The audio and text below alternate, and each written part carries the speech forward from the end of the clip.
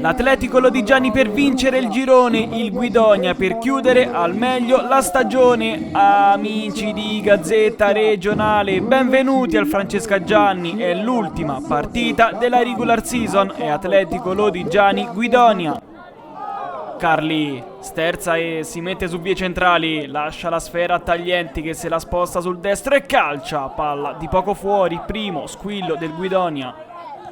Panetta, Milana chiude la triangolazione sulla destra, arriva il cross imperfetto Galletti e Rughia a porta vuota infila il suo 17° centro in campionato, è 1-0.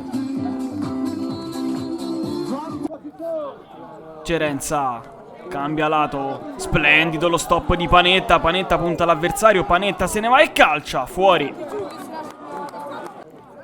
Ciaccio ancora verso Taglienti, stop, controlla e carica la conclusione centrale.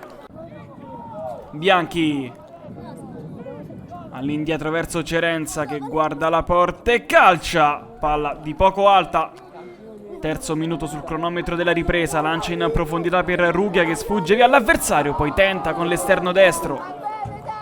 Rimessa laterale per l'Atletico Lodigiani, qui Rughia e c'è un contatto con il braccio di Zannetti e calcio di rigore, rigore per i padroni di casa.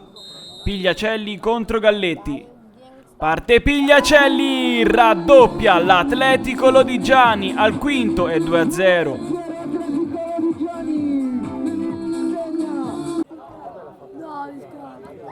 Lancio in profondità per Paba, splendido il controllo, qui timido il pallonetto. Cerenza lancia lungo verso Panetta, Panetta rientra sul mancino, Panetta conclude fuori. Paba lancia in avanti Beltrami, Beltrami rientra, Beltrami ancora per Paba, Murato ha una seconda chance con la punta, la chiude Cristian Paba, è 3-0.